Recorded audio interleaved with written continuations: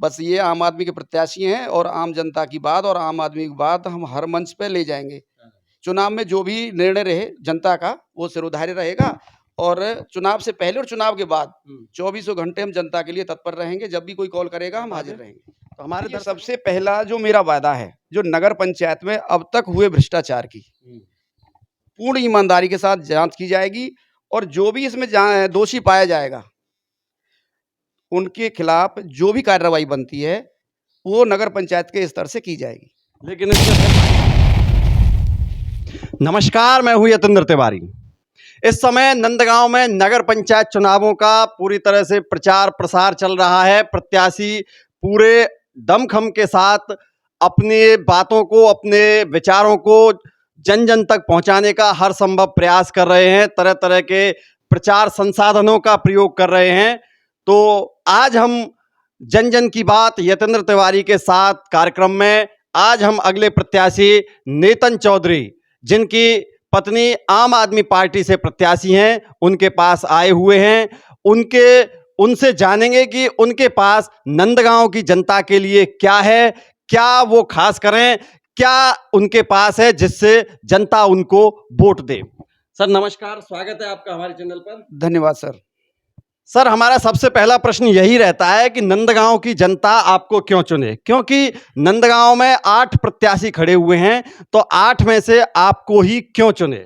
जी, देखिए, सबसे पहली बात तो ये है कि गाँव की एक सोच है और ये ज़रूरत भी है कि कोई पढ़ा लिखा प्रत्याशी हो और मुखर प्रत्याशी हो, जो जनता की आवाज़ को हर जगह उठा सके और ईमानदारी से रख सके और उनका ईमानदारी से सहयोग करे। ये सब बातें तो और लोग भी कहते रहते हैं, पढ़ा लिखा प्रत्याशी हो, ईमानदारी से कार्य करे, तो ये जनता कैसे माने ये? क्योंकि ये तो एक चुनावी तकिया कलाम हो गया है कि ईमानदारी से काम करे, लेकिन वास्तव में काम ईमानदारी से होता नहीं है। तो आप पर क्यों विश्वास करें इन बातों? देखिए, मैंने पूर्व में कुछ काम किए हैं जनता के सहयोग से, तो मुझे लगता है उन कामों को देखते हुए, मैं किसी भी पद पे ना रहते हुए मैंने जनता की सेवा की है, तो मुझे ऐसा विश्वास है और आशा है कि वो मेरी बातों पे विश्वास करेंगे। जैसे मैंने जन आंदोलन भी किया था, बिजली के खिलाफ भी किया था, जब 1 किलोवाट के कनेक्शन थे, तो जनता के सहयोग से धरना प्रदर्शन किया और जनता की बात को शासन ने या बिजली विभाग ने सुना और वो पुनः 1 किलोवाट के कनेक्शन हो गए। उसके बाद दूसरा आया था पशु अस्पताल का, जो आया था डॉक्टर था, वो टीकाकरण नहीं करा रहा था, वहाँ भी जनता का सहयोग रहा मेरे साथ, वहाँ भी धरना प्रदर्शन किया और पूरे गाँव में टीकाकरण कराया।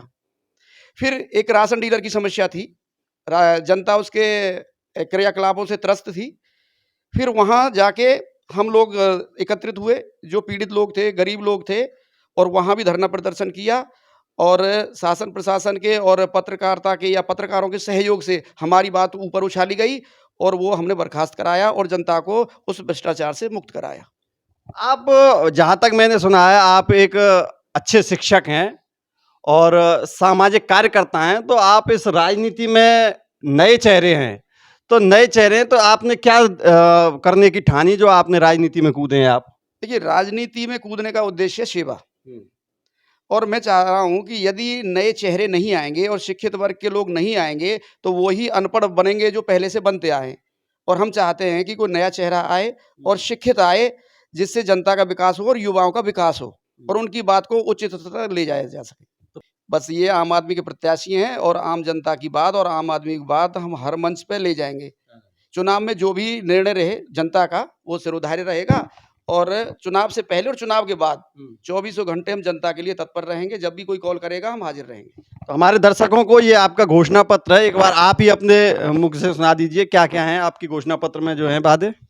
देखिए, सबसे पहला जो मेरा वादा है, जो नगर पंचायत में अब तक हुए भ्रष्टाचार की पूर्ण ईमानदारी के साथ जांच की जाएगी और जो भी इसमें दोषी पाया जाएगा, उनके खिलाफ जो भी कार्रवाई बनती है, वो नगर पंचायत के स्तर से की जाएगी। लेकिन इसमें फिर भाई भतीजावाद चलेगा? भ्रष्टाचार में हो सकता है आपके कोई सगे संबंधी हों, भाईचारे में पड़ोसी हों, तो वो सारी बातें तो फिर ऐसे दबके रह जाएंगी। ये तो आपका एक चुनावी स्टेटमेंट है। देखिए, भाईचारा और भ्रष्टाचार दोनों अलग-अलग बातें हैं। कोई भ्रष्टाचारी है तो भाईचारा का हो, उससे क्या फर्क पड़ता है? भ्रष्टाचारी तो भ्रष्टाचारी है ना, उसके खिलाफ तो सख्त कार्रवाई की जानी ही चाहिए, चाहे मैं क्यों ना हूँ, मेरी पत्नी क्यों ना हो, मेरा भाई क्यों ना हो या मेरे बच्चे ही क्यों ना हो। जी जी, आगे बोलिए।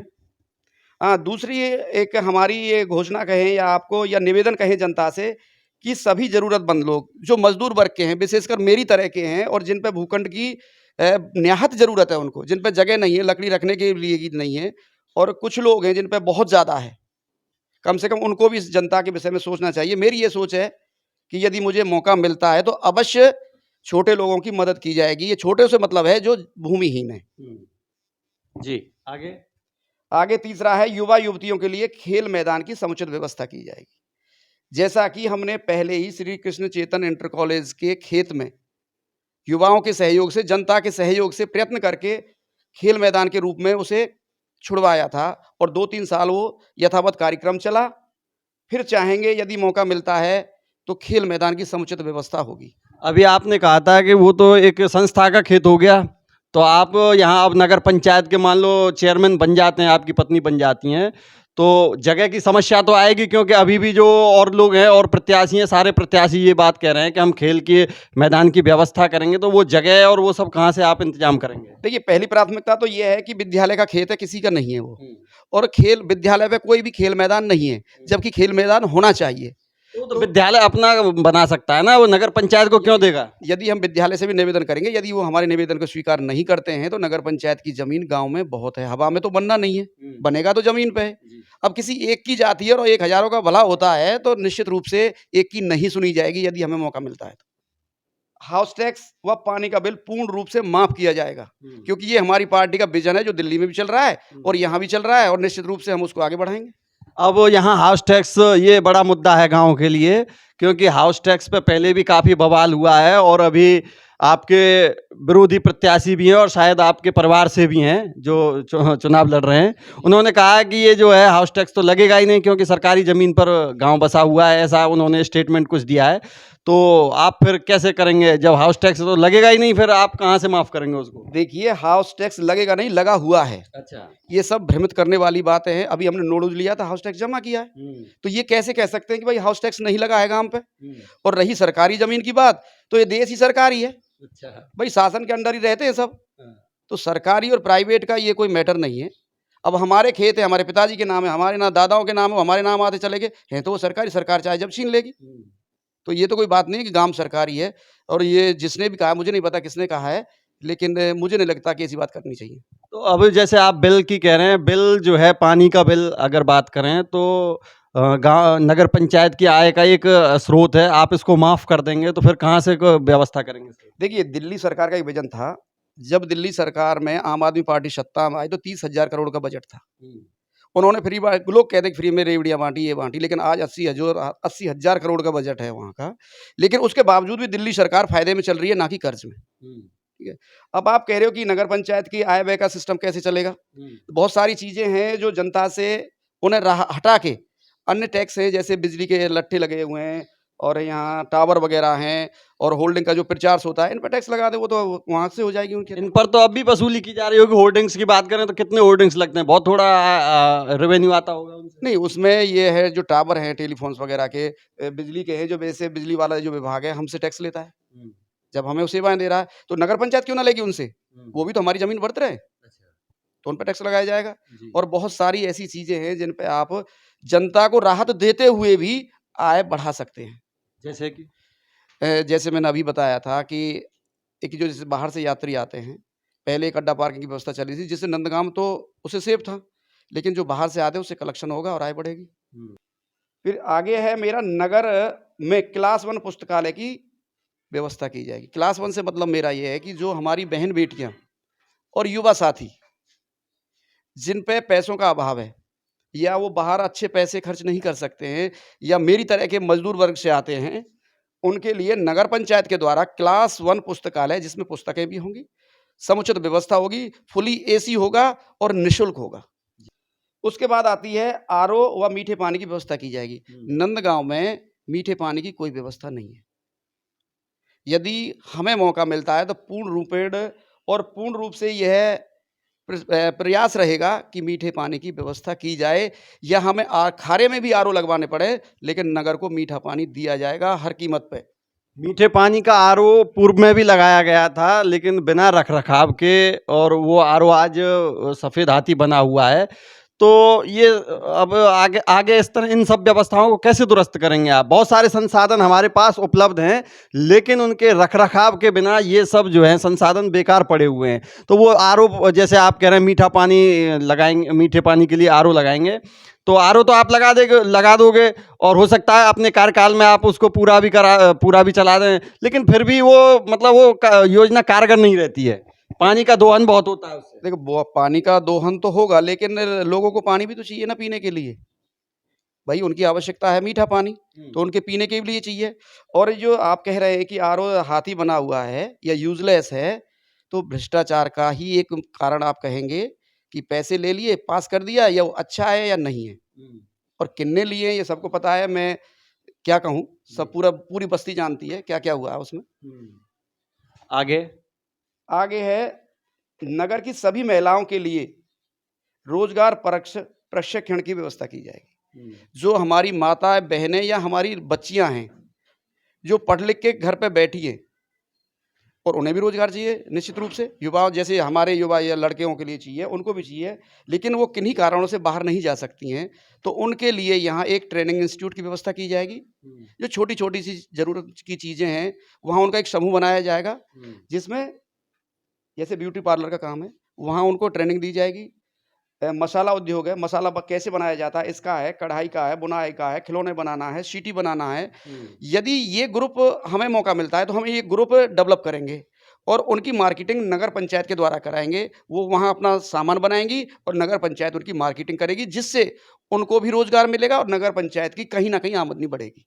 सभी बुजुर्गों के लिए फ्री तीर्थ यात्रा है। मैंने पहले भी कहा था कि पार्टी का एक विजन है जो दिल्ली में चल रहा है, वो भी बुजुर्गों को फ्री तीर्थ यात्राएं कराते हैं। अब आप कहेंगे कि आप तीर्थ यात्रा में पैसा लगा देंगे तो खर्चा कैसे चलेगा। ये निश्चित रूप से जनता के सहयोग से, बाहर से आने वाले लोगों के सहयोग से ही बुजुर्गों को तीर्थ यात्राएं कराई जाएंगी। उसके बाद आता है हमारी घोषणा में, नगर वासियों के लिए प्रत्येक वार्ड में दिल्ली की तर्ज पर मोहल्ला क्लिनिक खोले जाएंगे। देखिए स्वास्थ्य की समस्या तो है ही है, जो वर्तमान सरकार है वो भी अपना काम चला रही है आयुष्मान कार्ड वगैरह बनवा के, लेकिन उनसे हटके एक व्यवस्था जो पार्टी की है या फिर हमारी है या हमारे दिमाग में सोच है, हर वार्ड में एक मोहल्ला क्लिनिक होगा, उसमें एक डॉक्टर होगा, एक कंपाउंडर होगा और दवाइयों की निःशुल्क समुचित व्यवस्था की जाएगी हर वार्ड में, जिससे स्वास्थ्य की जो समस्या है वो दूर हो जाए। अब यहाँ पर हॉस्पिटल है, उसमें तो पूरा स्टाफ अभी है नहीं। जहाँ तक है, आप गए हॉस्पिटल कभी इधर नंदगांव? नहीं, मैं गया था, कभी देखा है, एक है, लेकिन देखिए इच्छा शक्ति की तो कमी मैं बिल्कुल कहूँगा। डॉक्टर आएंगे, यदि किसी से कोई निवेदन ही नहीं करेगा, सरकार से निवेदन ही नहीं करेंगे, डॉक्टर कहाँ से आएंगे। आपने दिल्ली के, जैसे पंजाब में भी मोहल्ला क्लिनिक खुले हुए हैं, वहाँ के जो मोहल्ला क्लिनिक हैं, कभी धरातल पर देखा है उनको कि वो किस तरह से काम कर रहे हैं? अगर दिल्ली की, जैसे दिल्ली सरकार का आपने उदाहरण दिया है, तो कैसे काम कर रहे हैं? कभी उनका वास्तविक सच्चाई जानी है? वास्तविक सच्चाई ही यह है कि वो काम कर रहे हैं। अब जिसको विरोध करना है वो करेगा।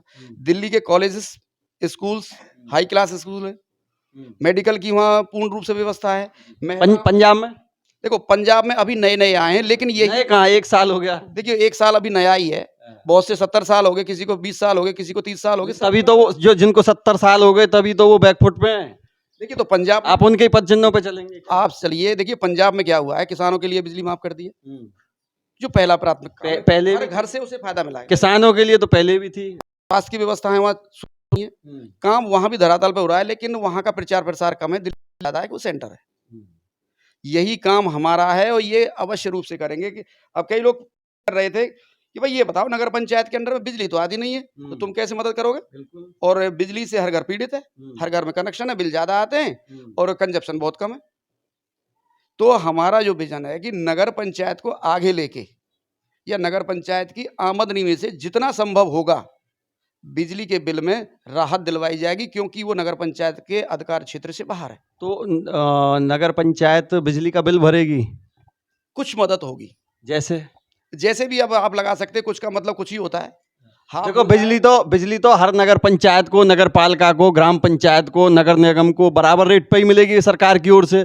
तो आप फिर कैसे उनको कम कैसे करा देंगे? देखिए मैंने कहा कि बिजली का बिल तो इसका है, राज्य सरकार का है, लेकिन नगर पंचायत की तरफ से उन्हें एड मिलेगी। माना 200 रुपया आए तो 100 नगर पंचायत देगी। हाँ, वही तो मैं पूछ रहा हूँ कि बिल अगर नगर पंचायत भरेगी आपकी, बिल्कुल बिल्कुल। आप पानी का बिल फ्री कर रहे हैं और बिजली का बिल भी भरने की आप कुछ चाहे अंश में ही सही लेकिन भरने की बात कह रहे हैं, तो किस तरह से फिर आप संतुलन बनाएंगे?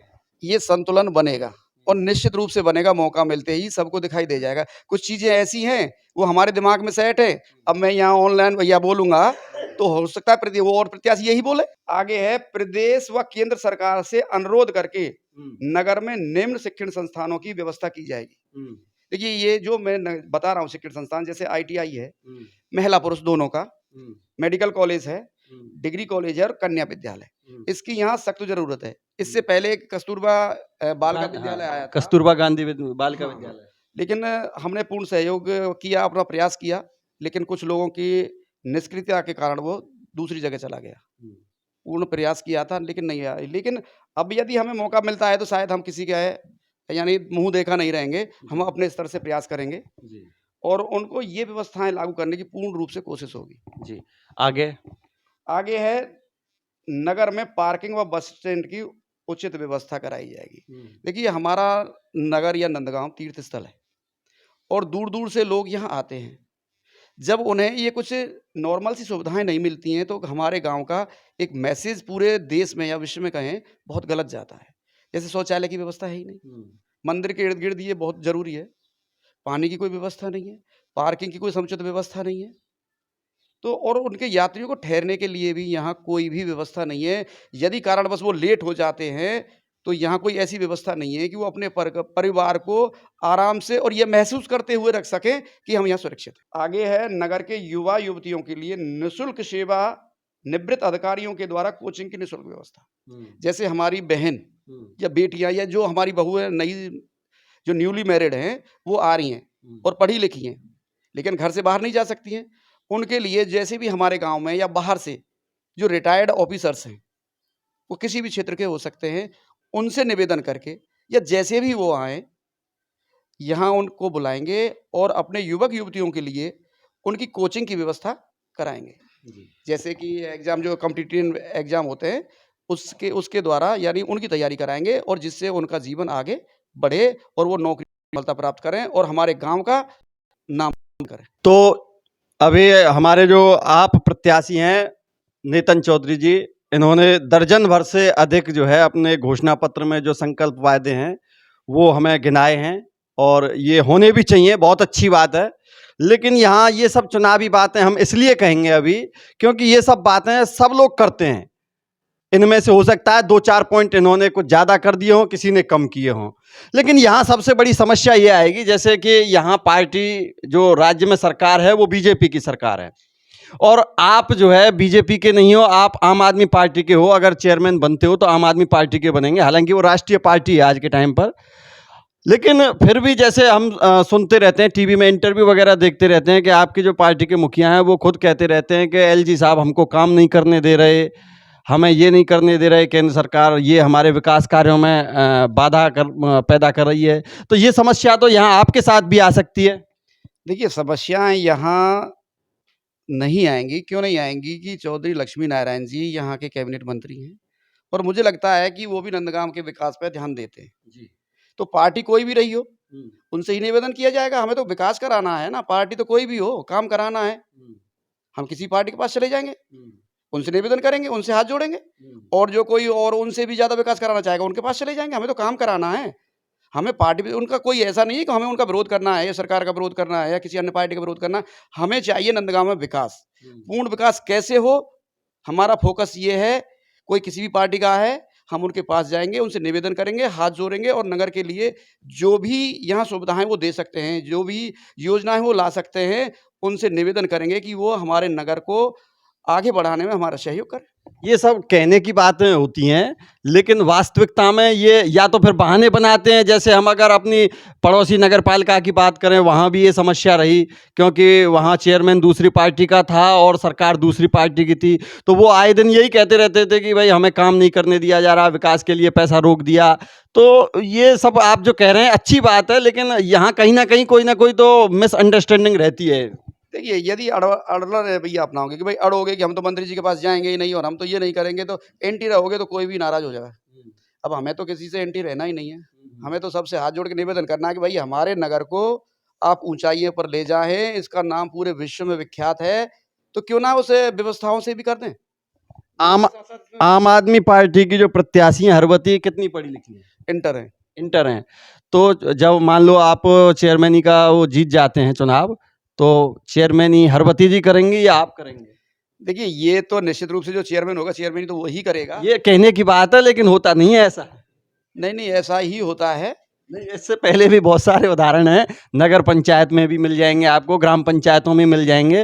वो जो चेयरमैन जो बन के आती हैं या प्रधान बन के आती हैं, वो अपना चूल्हा चौका वही संभालती हैं, कुर्सी पर नहीं बैठ पाती हैं, और बैठ जाती हैं तो वो केवल उसके रबड़ की मोहर होती हैं। देखो कम से कम मुझे लग रहा है कि जो हमारे पूर्व में हमारी जो चेयरमैन रही हैं श्रीमती गुलाबो देवी जी, कम से कम हरवती गुलाबो देवी तो नहीं रहेंगी, इतना तो मैं पूर्ण विश्वास के साथ कह सकता हूँ। हरवती गुलाबो नहीं रहेंगी। अच्छा, चलिए, बहुत अच्छी बात है। और भी इनके अलावा गांव में बहुत सारी समस्याएं हैं। बंदरों की समस्या है, तीर्थयात्रियों के लिए आपने कुछ इसमें अपने घोषणा पत्र में कुछ नहीं लिखा है, और भी बहुत सारी समस्याएं हैं। तीर्थयात्रियों के लिए मैंने आपको वर्बली बताया था कि ये जो भी उनके लिए समस्याएं आती है वो दूर की जाएंगी।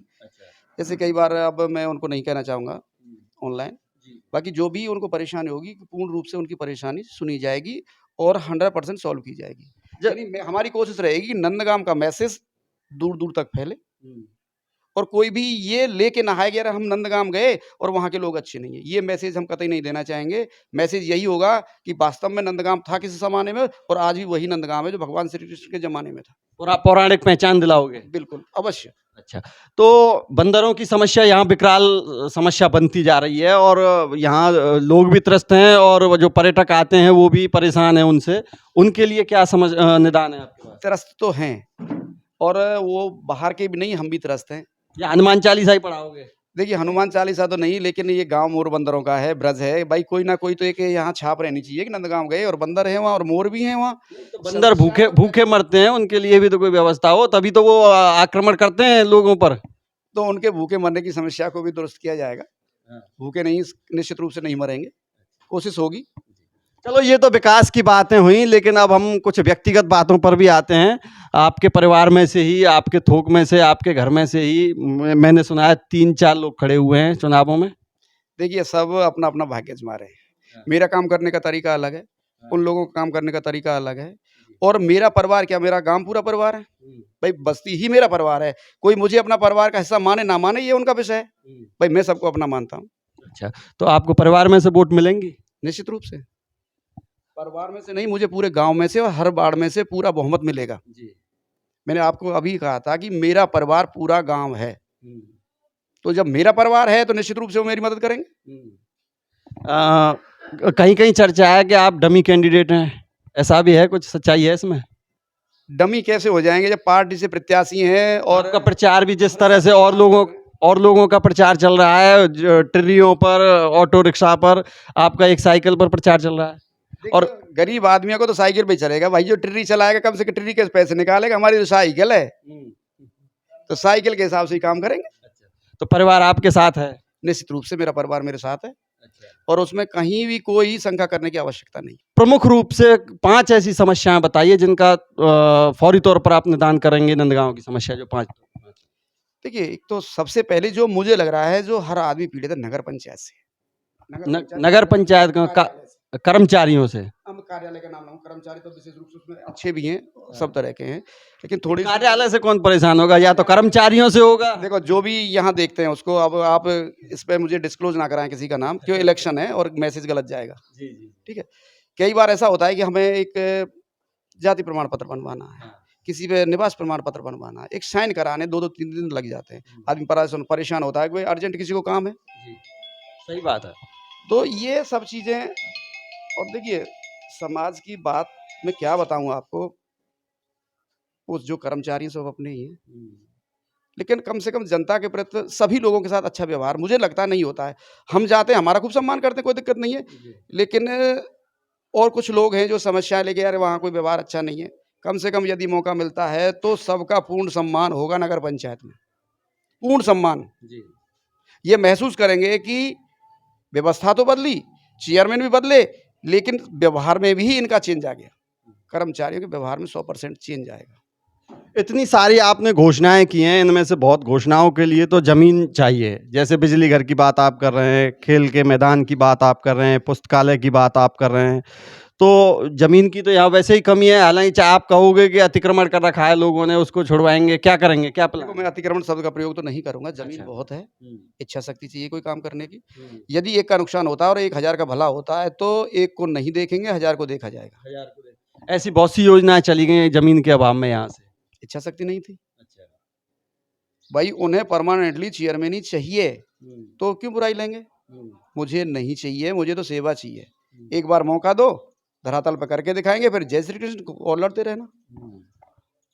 ठीक। तो यहाँ जैसे युवाओं के लिए बहुत सारी बातें आपने की, बताएं, यहाँ संकल्प पत्र में है आपके में, युवाओं के लिए इनके अलावा कुछ और सोच जो आप बाहर देखते होंगे, जैसे कोसी आप जाते हैं या किसी और शहर में जाते हैं, वहाँ युवाओं के लिए बहुत सारे सुविधाएं होती हैं, बहुत सारे उनके कैरियर बनाने के बहुत सारे आयाम होते हैं, तो यहाँ उनके लिए और क्या क्या इन संकल्प पत्र के अलावा और क्या क्या? के अलावा कुछ है, जैसे जिम की व्यवस्था है। भाई 500 रुपये 600 रुपये लेते हैं। यदि मौका मिलता है तो नगर पंचायत में महिलाओं और पुरुषों के लिए अलग अलग जिम खोली जाएगी। अच्छा। और वो भी पूर्ण रूप से नगर पंचायत की ओर से? नगर पंचायत की ओर से, और निःशुल्क होगी। अपनी टक्कर किससे मांग रहे हैं?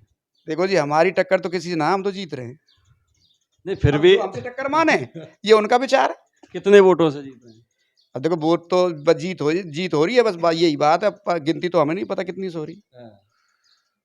और जो हमारे दर्शक हैं, आपके वोटर हैं, और जो गांव के लोग हैं, उनके लिए आप क्या खास संदेश देना चाहोगे? देखिए, मैं सब नगरवासियों से करबद्ध निवेदन करूंगा कि एक बार औरों की तरह मुझे भी एक मौका दें सेवा का, और निश्चित रूप से उनकी सेवा की जाएगी। कोई भी उनके मान सम्मान को ठेस नहीं पहुंचाई जाएगी, और उनका पूर्ण रूपेण मान सम्मान रखा जाएगा, और उनका मान सम्मान दूर दूर तक फैलेगा कि नगर पंचायत नंदगांव में कोई नंदगांव बस्ती रहती है।